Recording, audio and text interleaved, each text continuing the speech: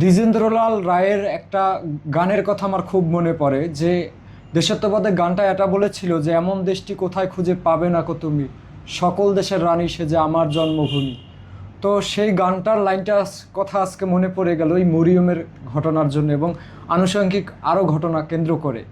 তো আপনারা এখন পর্যন্ত এই মরিয়মকে বাঁচানোর জন্য বিদেশে চিকিৎসা করানোর জন্য এখানে 10 লক্ষ টাকা আছে, যেই টাকা সম্পূর্ণ দেশবাসী আপনারা দিয়েছেন। 1 টাকা, 5 টাকা, 10 টাকা, 50 টাকা, 100 টাকা, 5,000 টাকা, 20,000, বাকি 50,000 টাকা, এভাবে মিলে দেশবাসীর সাহায্যে এই টাকাগুলো হয়েছে মরিয়মের চিকিৎসার জন্য। এখন পর্যন্ত আপনারা 10,15,000 টাকা প্লাস সাহায্য করেছেন। তো এই গানটার কথা আসলে কেন বললাম, আমরা এমন একটা দেশের মানুষ, আমরা এমন একটা জাতি, এই জাতিকে নিয়ে আসলে অনেক কিছু বলা যায়। এই মরিয়মের একবার কিন্তু 2025 সালে আপনারা দেশবাসী ওর চিকিৎসার জন্য 10 লক্ষ টাকার মতো সাহায্য করেছেন। ভারতে 2বার অপারেশন হয়েছিল, ও ভারতে অপারেশনের ব্যর্থ হয়েছে এবং ও সুস্থ হয়নি। এখন যখন জানতে পারলাম ওর চিকিৎসা পৃথিবীর একটা প্রান্তে আছে, কিংবা অনেক দেশে আছে ভারত বাদ দিয়েও, যে চায়নার মতো দেশ আছে, বাকি যুক্তরাষ্ট্রে আছে। এখন যুক্তরাষ্ট্রে বাকি আমেরিকার মতো দেশে তো, বাকি জার্মানির মতো দেশে তো নিয়ে যাওয়া আসলে সম্ভব না। সেই কারণে আমাদের বাংলাদেশের খরচ অনুযায়ী ওর চিকিৎসার জন্য 24 লক্ষ 25 লক্ষ টাকার মতো লাগবে। এই মোটামুটি একটা জায়গায় আমরা চুজ করলাম চায়নাকে। এই যে মরিয়মের চিকিৎসা বিদেশের মাটিতে হবে, একবার ভাবতে পারেন যে আমরা কোন বাঙালি, আমরা কোন বাংলাদেশের মানুষ, যে আমাদের এই সন্তানটাকে আমরা পেটে ধরে নেবে কি জন্ম দেই নাই, অথচ এই সন্তানটার চিকিৎসার জন্য আমরা বাংলাদেশের মানুষ একত্র হলাম। এই ঘটনা শুধুমাত্র কিন্তু বাংলাদেশে না, মরিয়মরে যে 2বার আপনারা চিকিৎসার জন্য 10 লক্ষ টাকা দিয়েছিলেন 1 বছর আগে, আবার দিচ্ছেন। এরকম রাফসান নামের একটা বাচ্চার 2বার ভারত চিকিৎসার জন্য আপনারা তাকেও 10 লক্ষ টাকা প্লাস সাহায্য করেছেন। আবরার নামে একটা বাচ্চার জন্য আপনারা চায়নাতে চিকিৎসার জন্য এই 2026 সালে 25 লক্ষ টাকার মতো সাহায্য করেছেন। তো এই যে দেশবাসী সকলে একত্রিত হয়ে এই যে আপনারা কাজটা করেছেন, এটা আসলে কিন্তু অনেক উপর লেভেলের একটা গল্প। আমি যদি বলি, বিশ্বের অনেক দেশেই আসলে ফান্ডিং করে সোশ্যাল মিডিয়া থেকে বিদেশের মাটিতে চিকিৎসা হয়েছে। সেটা কোথায় হয়েছে? যেরকম ভারতে একটা বাচ্চার হয়েছে, তুরস্কে হয়েছে, তারপরে নিউজিল্যান্ডে হয়েছে, ইন্দোনেশিয়ায় হয়েছে। তাদের অঙ্কটা, বাকি তাদের দেশ আমাদের দেশের থেকেও কারেন্সিতে অনেক আগানো। এবং তাদের দেশের হিসাব আমি যদি বলি আপনাকে, যে তাদের দেশে যেরকম আপনার যে ইন্দোনেশিয়ায় একটা ঘটনা আছে, বিভিন্ন দেশের ঘটনা আছে, কখনো কখনো রোগীদের জন্য কখনো কার নিলামে তুলে দিছে, ঠিক আছে, তারপরে কার ওয়াশিংয়ের একটা ইভেন্ট চালু করেছে। তারপরে কোনো কোনো দেশ আপনার যে তারা এমন এমন কাজ করেছে যে ফুটবলাররা তাদের জার্সি নিলামে তুলেছে, তারা ফুটবল ম্যাচের আয়োজন করেছে, সেখানে টিকিট বিক্রি হয়েছে, সেই টিকিটের টাকা থেকে সেই তাদের দেশের মানুষের চিকিৎসা হয়েছে। কিন্তু বাংলাদেশে কি এরকম হয়েছে? না, বাংলাদেশে এরকম হয়নি। আপনার যে বাংলাদেশের সম্পূর্ণ মানুষের টাকা থেকে চিকিৎসা হয়েছে। এর আগেও বাংলাদেশের একটা বাচ্চার, উজাইফা নামের একটা বাচ্চার সম্ভবত সিঙ্গাপুরে অপারেশন হয়েছিল, তার চিকিৎসাটা কিন্তু বিদেশের মানুষের থেকেও ফান্ডিং করা হয়েছে। মানে বাংলাদেশের মানুষ বিদেশে থাকে এমন মানুষ না, বিদেশের বিভিন্ন সংস্থার সাথে যোগাযোগ করে বাকি বিভিন্ন এরকম চিকিৎসা হয়েছে। কিন্তু এই আবরার নামে একটা বাচ্চাকে নিয়ে যখন আমি চায়নার মতো দেশে গেলাম, চায়নার হাসপাতালে যখন গেলাম, তখন তারা আমার যাওয়ার আগেই আসলে তারা আমার সমস্ত ইউটিউবের ভিডিও, ফেসবুকের ভিডিও সব কিছুই তারা যাচাই বাছাই করে দেখেছে। কারণ একটা অসহায় মানুষ নিয়ে চায়নার মতো দেশে যাব, 25 লক্ষ টাকার ব্যাপার, আমরা যদি চিকিৎসার খরচ বহন না করতে পারি, সেই চিন্তাধারা থেকে তারা সব কিছু রিসার্চ করে আমাকে বলল যে তোমাদের বাংলাদেশের মানুষের সম্পর্কে তো ভুল ধারণা ছিল, আমরা ভুল জানতাম। আমাদের অনেক দেশের এয়ারপোর্টে আমাদের নীল পাসপোর্ট দেখলে আটকাই দেয় যে আমরা চোর বাকি বাটপার, এরকম একটা আমাদের মানে আমাদের নামের পিছনে একটা হ্যাশট্যাগ আছে। কিন্তু চায়নাতে যাওয়ার পরে ওই ডাক্তাররা যে ওনারা মানে এই যে 13 লক্ষ টাকা ব্যাংক অ্যাকাউন্টে দেখাইতে হয়, চায়নাতে অনেক মানুষ চিকিৎসা নিতে এসে তারা হাসপাতালে বিল পেমেন্ট করে নাই। এই কারণেই মূলত তাদের হাসপাতালগুলোতে অ্যাডভান্স পেমেন্ট করতে হয় এবং অ্যাডভান্স ব্যাংক স্টেটমেন্ট দেখাতে হয় যে আপনার চিকিৎসা করানোর সামর্থ্য আছে কি না। সেই জায়গায় যখন মানে ওই ডাক্তাররা আমাকে ফুল দিয়ে বরণ করে নিয়েছিল, আমি বাংলাদেশ থেকে 6,500 কিলোমিটার দূরত্ব ঠেলে তাদের দেশের ঠিকানা পেলাম কোথায়, তাদের হাসপাতালে ঠিকানা পেলাম কোথায়। এই পদ্ধতিতে আসলে যে টাকাটা ম্যানেজ করা, তারা দেখেছে, তারা বলছে যে মানে তাদের দেশের 1 টাকা আমাদের দেশে প্রায় 19 টাকার বেশি। তো তারা দেখেছে যে আমি 1 টাকা নিয়েও পোস্ট দিয়েছি, মানে 1 টাকা আবরারের জন্য সাহায্য পাঠিয়েছিল মানুষ, এই মরিয়মের জন্য 2 টাকা 5 টাকা 1 টাকা সাহায্য পাঠাইছে, সেই 1 টাকার পোস্টটা তারা দেখেছে।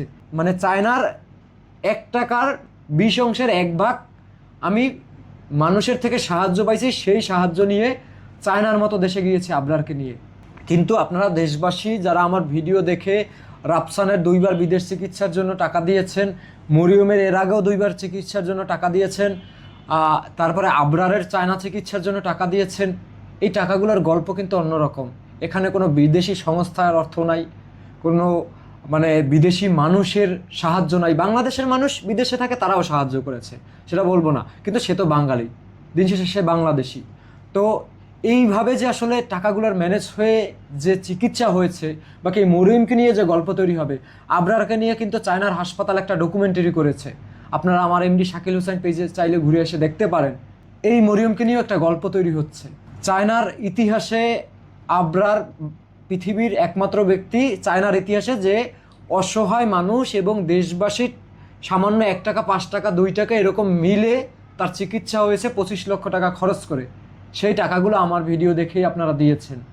মরিয়মের জন্য আবার এই 10 লক্ষ টাকা দিয়েছেন, এর আগে কিন্তু 10 লক্ষ টাকা দিয়েছিলেন, এবার 10 লক্ষ টাকা প্লাস দিয়েছেন। তো আপনারা এই 5 টাকা 10 টাকা করতে করতে এই বাচ্চাটার জন্য 20 লক্ষ টাকা 2বার এই জীবন বাঁচানোর জন্য দিয়ে দিলেন। এটা পৃথিবীর বিরল কাহিনী। ওই যে বললাম না, অনেক দেশ এর থেকেও বেশি টাকা খরচা করে চিকিৎসা করেছে, কিন্তু তারা কোনো ইভেন্ট তৈরি করেছে। কিন্তু বাংলাদেশের এই ঘটনা কোনো ইভেন্ট কেন্দ্রিক না, কোনো মানে খেলোয়াড় বাকি ঊর্ধ্বতন মানুষ, সরকার, এরকম কোনো সাপোর্ট পাওয়া যায় নাই অন্যান্য দেশ যেরকম পেয়েছে। আপনারা চাইলে এই মরিয়মকে নিয়েও আবার গল্প তৈরি হতে পারে। এই গল্পের বাহিরেও আপনি দেখেন, আমাদের বাড়ির পাশে ভারত, খরচ কম, আমাদের বাংলাদেশ থেকেও অনেক মানবতার মানুষ তারা ভারতের 2-1 জন মানুষের চিকিৎসা করেছে। কিন্তু এখন পর্যন্ত মনে হয় যে আমি এই দায়িত্বটা বেশি পালন করতে পেরেছি।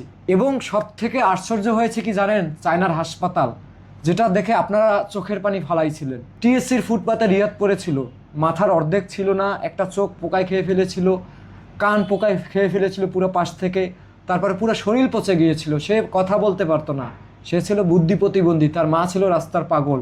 বাংলাদেশে 68,000 গ্রামের খুঁজে তার পাগল মাকে খুঁজে বের করেছিলাম এবং তার মায়ের চিকিৎসা করেছিলাম। এই ঘটনা যখন চায়নার হাসপাতাল বাকি চায়নার প্রশাসন যখন জানতে পারে, আপনারা জানেন চায়নাতে চিকিৎসা করাইতে গেলে আপনাকে প্রশাসনকে জানাই যেতে হবে, তো তারা এই গল্প জানার পরে এবং এই ডকুমেন্টারি বাকি এই ছবি টবি দেখার পরে তারা এক একজন ডাক্তার অবাক হয়ে গেছে এবং আমাকে প্রশ্ন করেছে যে তুমি কিভাবে এইগুলো করলা এবং তুমি আমাদের দেশে কিভাবে আসলা। এবং তারা আমাকে, আমার লজ্জা নাই, আমি ইংলিশে লেখাপড়া বেশি একটা ভাই করতে পারি নাই, তারা আমাকে প্রশ্ন করেছে তুমি চাইনিজ ভাষা জানো না, তুমি ইংলিশেও খুব এক্সপার্ট না, তাহলে তুমি কিভাবে এত সাহস করে আমাদের মতো দেশে চলে আসলা, আমাদের দেশের থেকে তো তোমাদের দেশ 100 বছর পিছিয়েই আছে, তাহলে তুমি কিভাবে 100 বছর আগানো একটা দেশে চলে আসলা, এই প্রশ্নগুলো করেছিল। আর আপনারা যারা এই মরিয়মকে বাঁচানোর জন্য এই টাকাগুলো দিয়েছেন, এই টাকাগুলোর এক একটা নোটের পিছনে 100 মানুষেরও গল্প আছে, আবার একটা নোটের পিছনে 1 জন মানুষের গল্প আছে, আবার একটা বান্ডিলের পিছনে 1 জন মানুষের গল্প আছে, এরকম। এই যে আমি আসলে ভিডিওটার মাধ্যমে বুঝাইতে চেয়েছি যে আপনি এমন দেশটা কোথায় খুঁজে পাবেন না। বাংলাদেশের মানুষকে আপনি যতই খারাপ বলেন, এরা মানুষকে সাহায্য করার বেলায় এবং অতিথি আপ্যায়নের মধ্যে যে পৃথিবীর অন্যতম স্থানে আছে, যেরকম আমাদের নামের পাশে ওই চোর বাটপার একটা শব্দ আছে, এরকম আমাদের ভালো নামে অবস্থান আছে। যে এই যেভাবে মরিয়মের চিকিৎসা হচ্ছে, বাকি আবরারের বাকি রাফসানের বাকি মরিয়মের আগের চিকিৎসা হয়েছিল, এরকম ভাই চিকিৎসা পৃথিবীতে বিরল, এরকম ঘটনা আদৌ ঘটে নাই। তো আমরা এদিক থেকে সবার উপরে, আমাদের দেশে চিকিৎসা নাই, তারপরও আমরা দেশবাসী মিলে চেষ্টা করি যে একটা বাচ্চাকে বাকি একটা মানুষকে বাঁচানোর জন্য, অথচ তারা আমাদের রক্তের কেউ না। তো সবাই মরিয়মের জন্য দোয়া করবেন, আপনাদের কষ্টে উপার্জিত টাকা থেকে এই মরিয়ম যেন সুস্থ হয়ে বাংলাদেশে ফিরতে পারে, এই আবরারের মতো একটা গল্প যেন তৈরি হয় যে মরিয়মকে নিয়ে, যে ওর যেখানে বাংলাদেশের চিকিৎসা নাই সেখানে ভারতও ব্যর্থ হয়েছে, সেখানেই আশা ছেড়ে দেওয়ার কথা ছিল, ওর মা বাবার আশা ছেড়ে দেওয়ার কথা ছিল, দেশবাসীর আশা ছেড়ে দেওয়ার কথা ছিল, কিংবা আমারও আশা ছেড়ে দেওয়ার কথা ছিল। সেখানে আল্লাহ কোনো না কোনোভাবে হয়তো বা হুকুম করেছে, সেই হুকুমের কারণেই আবার দেশবাসী এগিয়ে আসলো, আমি এগিয়ে আসলাম, ওর মা বাবা চেষ্টা করতেছে, হয়তো বা এই বাচ্চাটার আপনার 5টা টাকার কারণে এই বাচ্চাটার হায়াত আসলে এতদিন টিকে আছে, নাহলে এই মরিয়ম কত আগে হারিয়ে যেত আমাদের মাঝ থেকে। তো আপা, আপনাদের কিছু বলার আছে যারা আপনাদের জন্য সাহায্য পাঠিয়েছে? ওনাদের কাছে তো আমাদের অনেক কিছুই বলার আছে, কারণ আজকে ওনারা দেশবাসী প্রবাসী ভাই বোনরা ছিল বিদায় আমরা এখনও মা ডাকটা শুনতেছি। আমাকে মা ডাকতেছে, ওর বাবাকে বাবা ডাকতেছে। যদি আজকে আমার দেশবাসী প্রবাসী ভাই বোনরা না থাকতো, তাহলে আমি হয়তো আমার মারিয়ামকে 2025 সালে হারাই ফেলতাম। তা আজকে সেই জায়গায় আমার দেশবাসী প্রবাসী ভাই বোনরা, আমার মা বাবার আমার মেয়েকে আমার কাছ থেকে হারাইতে দেয়নি। তা আমাকে ওনার 2025-ও আমাকে মা ডাকটা শোনাচ্ছে। তা আলহামদুলিল্লাহ এখনও 2026 সালেও আসে ওনারা আমার মারিয়ামের পাশে এখনও দাঁড়িয়েছে, আমাকে আমার মেয়ে এখনও মা ডাকতেছে। তা আজকে ওনাদের এই অনুদানের টাকায় আমি আমার মেয়েকে আবার একটা নতুন জীবন দেওয়ার আশার আলো দেখতেছি, একটা পথ দেখতেছি, আমাকে আবার মা ডাকবে, আমি সেই আশায় আবার বাঁচতেছি। না হলে তো আমি হয়তো আল্লাহ তাআলা আমাকেও নিয়ে যেত। আজকে আমার দেশবাসী প্রবাসী ভাই বোনদের উসিলায় আল্লাহ আমাকেও রেখেছে, আমার মেয়েকেও রেখেছে। ওনাদের কাছে আমার কৃতজ্ঞতার শেষ নেই, যেটা আমি ওনাদেরকে বলে বুঝাইতেও পারবো না, এবং আমার শরীরের একটা অংশ দিয়ে যদি ওনাদেরকে জুতাও করে দিই আমি তাও দিয়ে শোধ করতে পারবো না। তা আমার জীবনের সবচেয়ে অনুদান হচ্ছে আমার দেশবাসী, আমার প্রবাসী ভাই বোনরা।